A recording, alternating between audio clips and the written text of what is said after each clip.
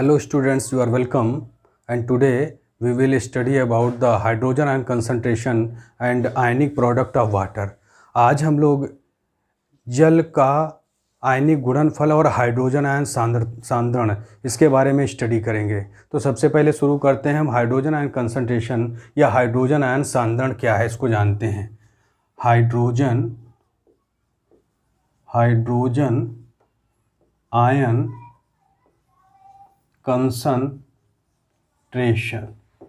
या इसको हिंदी में कहते हैं हाइड्रोजन आयन सांद्रण। हाइड्रोजन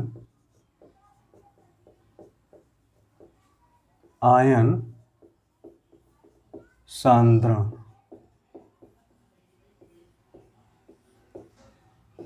आज का जो हमारा टॉपिक है ये काफ़ी इम्पोर्टेंट है बोर्ड के लिहाज से, इसलिए बहुत इसको केयरफुली वॉच करिएगा और इसमें से इम्पॉर्टेंट क्वेश्चन बोर्ड एग्जाम में श्योरली आते हैं, निश्चित तौर पर आते हैं। तो सबसे पहले जानेंगे हाइड्रोजन आयन कंसंट्रेशन क्या है। तो जो कोई भी सॉल्यूशन होता है, यदि कोई भी विलयन को लिया जाए तो उसमें जो नंबर ऑफ मोल्स होते हैं हाइड्रोजन आयन के जो नंबर ऑफ मोल्स होते हैं, हाइड्रोजन आयन के जो मोलों की संख्या होती है उसको सांद्रता के रूप में व्यक्त करना ही हाइड्रोजन आयन सांद्रण कहलाता है।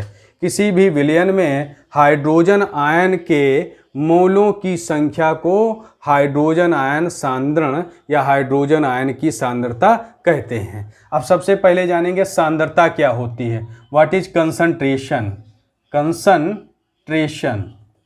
हमने सुना होगा कि dilute solution and concentrate solution कहते हैं। तो इसका मतलब होता है कि एक सॉल्यूशन में नंबर ऑफ मोल्स की संख्या ज़्यादा होती है, वहीं दूसरे जो सॉल्यूशन है उसमें नंबर ऑफ मोल्स की संख्या कम होती है। इसीलिए जो सॉल्यूशन होता है या एसिड बेस वो गाढ़ा या पतला होता है। गाढ़े को हम कहते हैं कंसंट्रेट सॉल्यूशन और पतले को कहते हैं हम डाइल्यूट सॉल्यूशन। तो सबसे पहले जानते हैं कंसंट्रेशन क्या होती है। कंसंट्रेशन या सांद्रण इसको हम कैसे व्यक्त करते हैं। तो सांद्रण जो होता है इसको हम इस तरह से बड़ा ब्रैकेट बना करके डिनोट करते हैं और इसको कहते हैं एक्टिव मास या सक्रिय द्रव्यमान। एक्टिव मास या सक्रिय द्रव्यमान इसको कहते हैं। इस बड़े ब्रैकेट को बना करके इसको दर्शाते हैं और इसका जो यूनिट होती है उसको कहते हैं N/V। यहाँ पर N क्या है, नंबर ऑफ मोल्स, मोलों की संख्या। किसी भी विलयन में मोलों की संख्या बटे आयतन लीटर में, इसको कहते हैं नंबर ऑफ मोल्स, मोलों की संख्या बटे आयतन लीटर में। वॉल्यूम इन लीटर इसको कहते हैं। किसी भी विलयन में उपस्थित मोलों की संख्या बटे आयतन लीटर में। जहाँ पर जो N की वैल्यू है इसको हम W/M फार्मूले से निकालते हैं। यहाँ पर जो N की वैल्यू है, मोलों की संख्या है, उसको हम W/M से निकालते हैं। यहाँ पर W है ग्राम में भार, वेट इन ग्राम। ग्राम में भार किसी पदार्थ का बटे अणुभार, मॉलिक्यूलर वेट, बटे अणुभार या मॉलिक्यूलर वेट। ग्राम में भार किसी पदार्थ का बटे उसका अणुभार। इससे हम उसमें मोलों की संख्या या N की वैल्यू, मोलों की संख्या या N का मान निकालते हैं। इस तरह के भी क्वेश्चन आते रहते हैं। जैसे कोई क्वेश्चन या प्रॉब्लम बनती है 1 ग्राम CO2 में मोलों की संख्या निकालिए। Find out the number of moles present in 1 gram CO2। इस तरह का क्वेश्चन यदि बनता है, find out the number of moles present in 1 gram of CO2। तो इसको हम किस तरह से सॉल्व करेंगे देखते हैं। N = W/M, वही फार्मूला डालेंगे और यहाँ पर जो ग्राम में अमाउंट दी है CO2 की वो 1 ग्राम है, इसलिए 1 ग्राम पुट करेंगे। और M जो है मॉलिक्यूलर वेट है CO2 का, क्या निकालें, CO2 का molecular weight. Molecular weight of CO2 इस तरह से निकलेगा। C होता है 12 और O का 16 होता है, और यहाँ पर 2 एटम हैं O के, इसलिए 2 से मल्टीप्लाई कर देंगे तो 12 + 16 2 जा 32, यहाँ पर इसका आ जाता है 44 मॉलिक्यूलर वेट आता है। तो इसको यहाँ पर डाल देते हैं और इसको डिवाइड करके देखते हैं, तो इसका वैल्यू अप्रॉक्सीमेट 0.44 को 1 से डिवाइड करके देखते हैं, 0.10, 0 0 2 जा 88 अपॉन 12, 0 2 जा 88। तो इस तरह से ये हमारा आता है 0.022, और इसकी यूनिट जो आती है ग्राम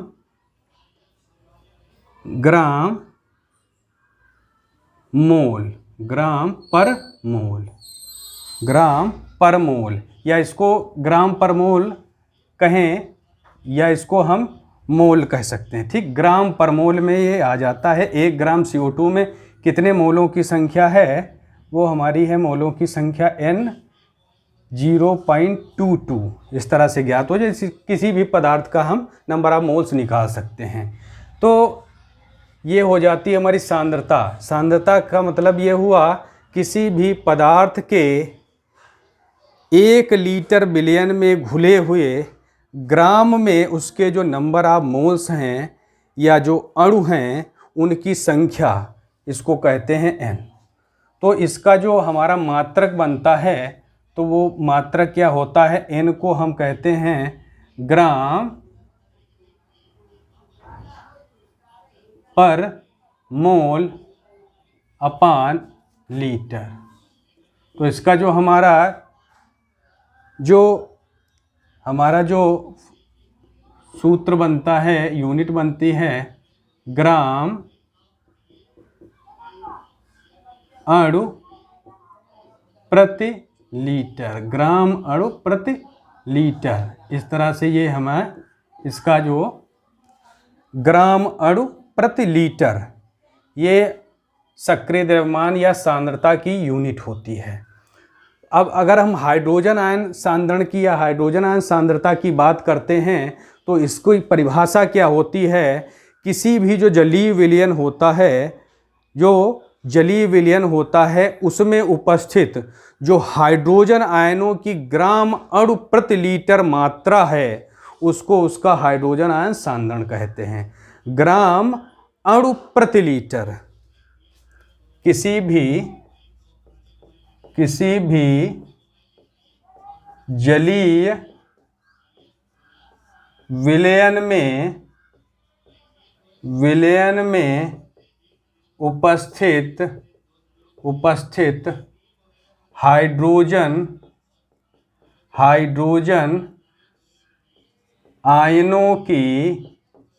आयनों की ग्राम अणु प्रति लीटर सांद्रता को उसकी हाइड्रोजन आयन सांद्रण या सांद्रता कहते हैं। किसी भी जलीय विलयन में उपस्थित ग्राम अणु प्रति लीटर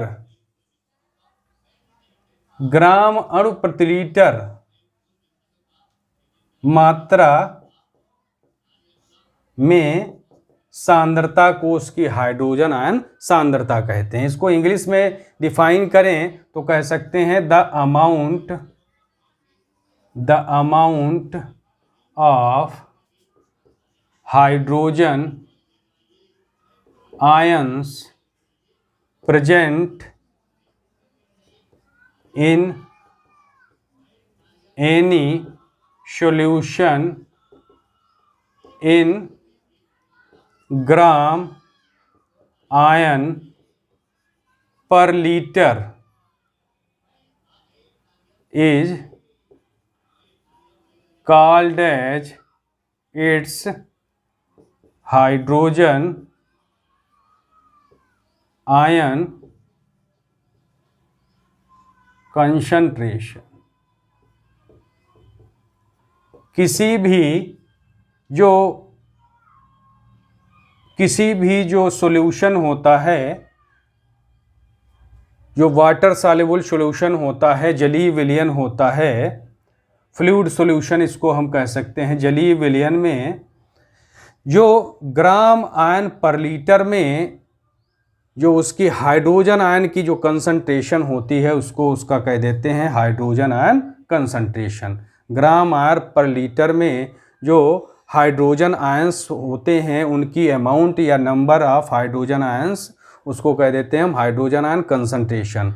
और इसको हम इस तरह से H+ हाइड्रोजन जो आयन है उसके ऊपर एक्टिव मास या सांद्रता वाला चिन्ह बना करके डिनोट कर देते हैं, तो इसको कह देते हैं हम हाइड्रोजन आयन कंसंट्रेशन या हाइड्रोजन आयन सांद्रण। हाइड्रोजन आयन कंसंट्रेशन या हाइड्रोजन आयन सांद्रण इसे हम कहते हैं। तो जो हाइड्रोजन आयन सांद्रण है उसको हम एक तरह से बड़ा ब्रैकेट बना करके चिन्ह द्वारा दर्शाते हैं। अब इस पर से बोर्ड एग्जाम में कई सारे क्वेश्चन बनते हैं। यदि किसी सॉल्यूशन में हाइड्रोजन आयन की जो सांद्रता होती है वो हाइड्रोक्साइड आयन की सांद्रता से अधिक होती है तो उसकी जो नेचर या प्रकृति होती है एसिडिक होती है। अम्लीय प्रकृति का होता है वह विलयन जिसमें हाइड्रोजन धनायन की सांद्रता अधिक होती है। और यदि किसी विलयन में हाइड्रोजन धनायन की सांद्रता हाइड्रोक्साइड जो एनायन होते हैं या ऋणायन उनकी तुलना में कंपेयर में कम होती है तो वो सॉल्यूशन बेसिक नेचर का होता है, क्षारीय प्रकृति का होता है। वहीं अगर कोई सॉल्यूशन होता है जिसमें हाइड्रोजन और हाइड्रोक्साइड आयन दोनों का कंसंट्रेशन इक्वल होता है तो ऐसा जो सॉल्यूशन होता है उसको न्यूट्रल कहते हैं या उदासीन प्रकृति का कहते हैं। इस प्रकार का जो होता है जो वाटर होता है उसकी जो नेचर होती है वो न्यूट्रल होती है और इसी में NaCl भी आता है, वो भी हमारा न्यूट्रल नेचर का होता है। इस तरह से ये हमारा हाइड्रोजन आयन कंसंट्रेशन या हाइड्रोजन आयन सांद्रण होता है। इसके बाद हम लोग जानेंगे कि आयनिक प्रोडक्ट ऑफ वाटर के बारे में जानते हैं। आयनिक प्रोडक्ट ऑफ वाटर, जल का आयनिक गुणनफल। जल का आयनिक गुणनफल क्या होता है और इसकी वैल्यू कितनी होती है इसको हम समझेंगे। तो यदि कोई वाटर मॉलिक्यूल्स लिया जाए और उसका डिसोसिएशन कर दिया जाए, विघटन करा दिया जाए, उसको तोड़ दिया जाए तो वो हाइड्रोजन कैटायन, हाइड्रोजन धनायन और हाइड्रोक्साइड एनायन या हाइड्रोक्साइड ऋणायन में टूटता है। इसको कहते हैं कैटायन या हाइड्रोजन धनायन और इसको हाइड्रोक्साइड एनायन या हाइड्रोक्साइड ऋणायन कहते हैं और इसको कैटायन कहते हैं क्योंकि उसके ऊपर प्लस चार्ज होता है, धनावेश होता है। इसका डिसोसिएशन, ये वाली जो रिएक्शन होती है एक्चुअली में होता क्या है, जो जितने भी एसिड्स हैं उसके द्वारा जो मुक्त किया गया हाइड्रोजन धनायन होता है एसिड्स के द्वारा और वो वाटर के साथ में कंबाइन करके बॉन्डिंग करके बनाता है H3O प्लस हाइड्रोनियम धनायन बनाता है। इस तरह से होती है, हाइड्रोनियम धनायन बनाता है। तो इसको हम ऐसे भी कह सकते हैं हाइड्रोनियम जो धनायन है उसका आयनिक प्रोडक्ट। तो इसको इस तरह से समझते हैं जो जल है वो टूट जाता है हाइड्रोजन और हाइड्रोक्साइड में, जल ब्रेक होता है हाइड्रोजन और हाइड्रोक्साइड में। अब अगर हम एक फिक्स टेम्परेचर पर एट फिक्स्ड टेम्परेचर और फिक्स्ड कंसंट्रेशन पर देखते हैं तभी ये रिएक्शन और ये वाला जो आयनिक प्रोडक्ट है वो क्लियर माना जाता है क्योंकि इसके लिए टेम्परेचर और कंसंट्रेशन अगर वैरी करते हैं, ये बदलते हैं, तो ये वाली रेट ऑफ रिएक्शन चेंज हो जाती है और इसकी वैल्यू डिफरेंट आती है। इसका बहुत बड़ा असर होता है टेम्परेचर और कंसंट्रेशन और सांद्रण का। इसलिए निश्चित होने चाहिए ताप और दाब रूम टेम्परेचर पर होनी चाहिए, तभी इसका वैल्यू जो बताने जा रहे हैं वो उतना आता है। इसको अगर हम देखें लॉ ऑफ मास एक्शन के अकॉर्डिंग इस पर लागू करें, according to law of mass action, सक्रिय द्रव्यमान के नियम से अगर इसको हम देखें तो जो प्रोडक्ट हैं, उत्पाद हैं, कौन उत्पाद हैं? हाइड्रोजन और हाइड्रोक्साइड, जो इनका सक्रिय द्रव्यमान है या इनका सांद्रण का गुणनफल है, वो जो हमारे अभिक्रिया कारक हैं H2O, उसके सक्रिय द्रव्यमान या उसके सांद्रण के गुणनफल के अनुपात को हम इसका कहते हैं कि आयनिक गुणनफल कहते हैं, आयनिक नियतांक कहते हैं, के कहते हैं, आयनिक नियतांक, आयनिक कोएफिशिएंट के कहते हैं। और ये क्या होता है, किस स्थिति में?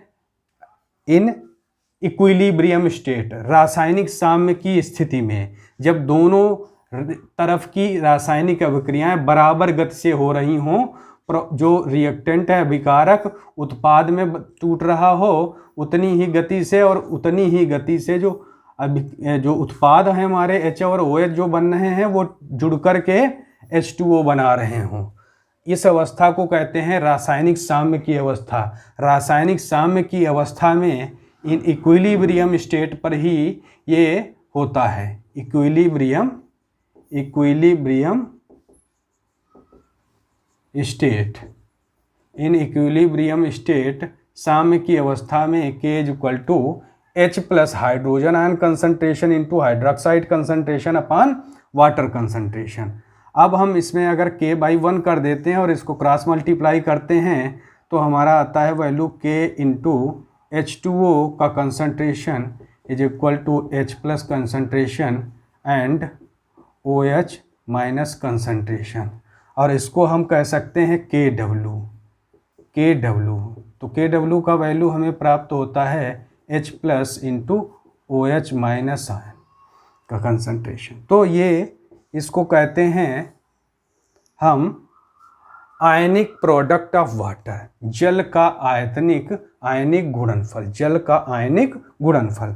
तो जल का जो आयनिक गुणनफल होता है, इससे हमारी परिभाषा बनती है, वो क्या होती है कि जो जल का आयनिक गुणनफल होता है वो जल में उपस्थित जो हाइड्रोजन आयनों की जो सांद्रण है और उसमें उपस्थित जो हाइड्रोक्साइड आयन की सांद्रण है उसके गुणनफल को कहा जाता है, और इसे KW से व्यक्त करते हैं।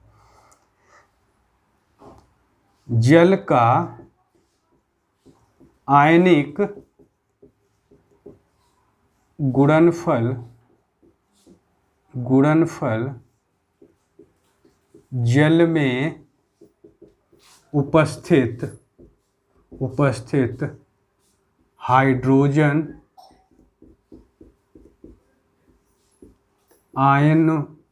आयनों के सांद्रण, हाइड्रोजन आयनों के सांद्रण मीन्स H प्लस और OH minus hydroxide ion, hydroxide ion के गुणनफल के तुल्य होता है, के बराबर होता है। तो इसको हम इंग्लिश में अगर डिफाइन करें तो कह सकते हैं ionic product of water is the multiple of hydrogen ion concentration and hydroxide concentration at room temperature और 25 डिग्री सेंटीग्रेड टेम्परेचर। ये वाली जो आयनिक प्रोडक्ट है, आयनिक प्रोडक्ट ये 25 डिग्री सेंटीग्रेड पर ही इतना फाइंड आउट होता है।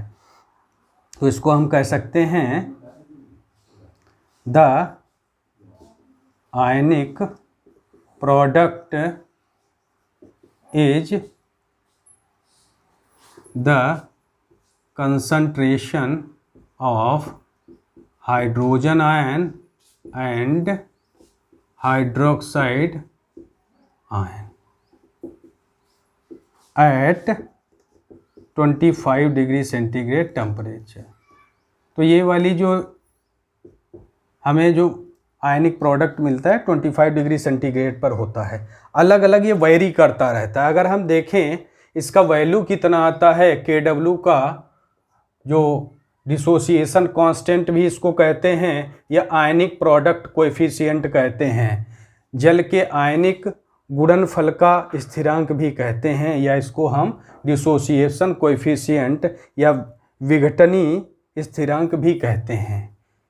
इसको KW से व्यक्त करते हैं और इसकी जो वैल्यू आती है वो आती है हमारी 1 × 10⁻⁻14।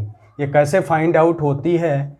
KW जो H+ आयन की कंसंट्रेशन होती है और जो OH की कंसंट्रेशन होती है, दोनों की जो सांद्रता होती है वो 1 × 10⁻⁷ होती है। इसलिए इसका वैल्यू अगर डाल देते हैं यहाँ पर हम इस वाले इक्वेशन में KW = H plus ion concentration into OH minus concentration में, तो हमें ये फाइंड आउट होता है 1 × 10⁻⁷ इंटू 1 × 10⁻⁷, तो ये हमें मिल जाता है 1 × 10⁻14। तो ये होता है जल का आयनिक गुणनफल की जो वैल्यू है ये इतनी मिलती है। तो ये अलग अलग टेम्परेचर पर वेरी करता रहता है। अगर हम 25 डिग्री सेंटीग्रेड ताप पर देखते हैं तो ये हमारा इतना आता है। वहीं अगर हम अलग अलग टेम्परेचर पर देखते हैं इसको, अगर हम इसको 25 डिग्री सेंटीग्रेड ताप पर देखते हैं 25 डिग्री सेंटीग्रेड तो ये मिलता है। वहीं इसको अगर हम 20 डिग्री सेंटीग्रेड टेम्परेचर पर देखते हैं तो ये हमें 0.68 × 10⁻⁻14 मिलता है। 20 डिग्री सेंटीग्रेड पर ये घट जाता है। वहीं अगर इसको ज़रा सा हम टेम्परेचर इसका बढ़ा देते हैं, इसी को हम 30 डिग्री सेंटीग्रेड टेम्परेचर पर देखते हैं तो इसकी जो वैल्यू हमें मिलती है वो 1.47 मिलती है। अगर हम इसको 30 डिग्री सेंटीग्रेड टेम्परेचर पर देखते हैं तो 1.47 × 10⁻⁻14 इसकी वैल्यू आती है, जो वाटर का आयनिक कोएफिशिएंट है। और अगर फिर आगे बढ़ाते हैं इसका जो टेम्परेचर है तो 40 डिग्री सेंटीग्रेड पर देखें तो ये 2.92 होती है। 2.92 × 10⁻⁻14 ये 40 डिग्री सेंटीग्रेड टेम्परेचर पर KW की वैल्यू प्राप्त होती है हमें। तो ये अलग अलग जो टेम्परेचर होते हैं उस पर इसका डिफरेंट होता है इसका वैल्यू। तो इसको हम एक बार फिर से रिवाइज करेंगे, क्या होता है जो समझेंगे। पीछे हमने जाना था कि जो वाटर है उसको अगर हम डिसोसिएट करते हैं एक फिक्स टेम्परेचर पर और फिक्स कंसंट्रेशन पर, law of mass action apply करते हैं, तो ये हमें KW जो मिलता है वो हाइड्रोजन आयन का कंसंट्रेशन इंटू हाइड्रोक्साइड आयन का कंसंट्रेशन। हाइड्रोजन आयन का जो सांद्रण है और हाइड्रोक्साइड आयन का सांद्रण, उसको कहते हैं हम वाटर कोएफिशिएंट, वाटर आयनिक कोएफिशिएंट या product of water, ionic product of water. तो जल का जो आयनिक गुणनफल होता है वो क्या होता है? जल में उपस्थित हाइड्रोजन आयन की सांद्रता गुणे जल में उपस्थित हाइड्रोक्साइड आयन की सांद्रता, तो इसी को कहते हैं हम जल का आयनिक गुणनफल। तो जल का आयनिक गुणनफल क्या होता है? ये 1 × 10⁻⁻14 होता है और ये वैल्यू हमारा 25 डिग्री सेंटीग्रेड टेम्परेचर पर या रूम टेम्परेचर पर होता है। रूम टेम्परेचर पर ये वैल्यू हमें प्राप्त होता है। और तापक्रम घटाने बढ़ाने से वैल्यू वेरी करता है, बदल जाता है। इससे क्वेश्चन बनते हैं न्यूमेरिकल, और जो अगला हमारा पार्ट होगा उसमें हम पीएच वैल्यू या पीएच मान के बारे में जानेंगे, पीएच स्केल क्या होता है, और जो न्यूमेरिकल प्रॉब्लम्स हैं हाइड्रोजन आयन कंसंट्रेशन और जो आयनिक प्रोडक्ट ऑफ वाटर और पीएच से संबंधित जो हमारी न्यूमेरिकल प्रॉब्लम है, आंकिक समस्याएं जो पेपर में क्वेश्चन पूछे जाते हैं, उनकी हम स्टडी करेंगे। तो अगला पार्ट हमारा ज़रूर देखिएगा, क्योंकि वो बहुत इंपॉर्टेंट बन रहा है।